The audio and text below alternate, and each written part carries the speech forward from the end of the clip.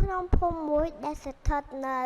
ជនបទក្បែរព្រៃឈើដ៏ស្រស់ស្អាតមានក្មេងស្រីតូចម្នាក់ឈ្មោះថាមាសនាងជាក្មេងស្រីចូលចិត្តដើរលេងក្នុងព្រៃស្ដាប់សំឡេងសត្វយំនិងដើរស្រាវជ្រាវរករឿងចម្លែកថ្ងៃមួយនាងបានប្រទះឃើញទន្សាយតូចមួយដែលកំពុងតែលាក់ខ្លួននៅក្រោមគុម្ពឈើមួយទន្សាយនោះមានរោមពណ៌ស្វាយហើយភ្នែករបស់វាមានពណ៌ខៀវមាសអង្គុយចុះ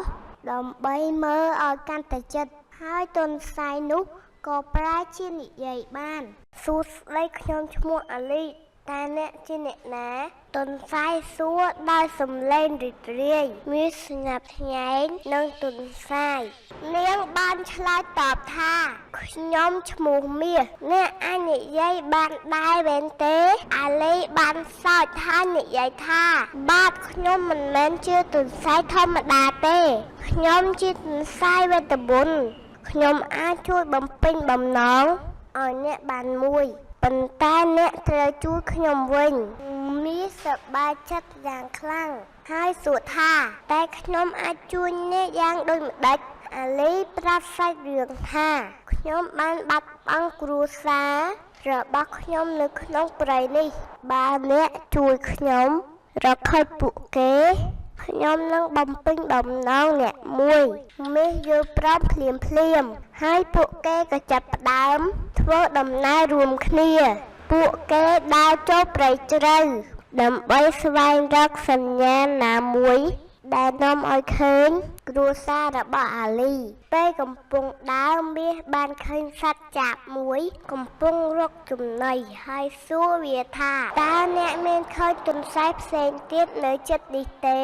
ចាបនោះបានឆ្លើយតបថាមានខ្ញុំឃើញទន្សាយពណ៌ស្វាយច្រើនក្បាលនៅឯអូរតូចមួយខាងមុខមាសនិងអាលីរត់ទៅទីនោះភ្លាមហើយពិតជាឃើញគ្រួសាររបស់អាលីកំពុងលេងនៅលើវាលស្មៅពិតប្រាកដមែនអាលីស្រែកឡើងដោយសប្បាយចិត្តពុកម៉ែខ្ញុំនៅទីនេះគ្រួសាររបស់អាលីរីករាយយ៉ាងខ្លាំងពេលជួបគ្នាវិញពួកគេអរគុណមាសដែលបានជួយយកអាលីមកវិញអាលីនិយាយទៅកាន់មាសថាឥឡូវនេះដល់ពេលវេលាខ្ញុំបំពេញសេចក្តីប្រាថ្នារបស់អ្នកហើយតើអ្នកចង់បានអ្វីមាសគិតមួយសន្ទុះហើយនិយាយថាខ្ញុំចង់ឲ្យភូមិខ្ញុំមានភ្លៀងធ្លាក់ដើម្បីឲ្យអ្នកស្រុកបានដាំដុះនិងមានអាហារគ្រប់គ្រាន់អាលីញញឹមហើយបន្លឺសំឡេងវេទមន្តរបស់វាភ្លាម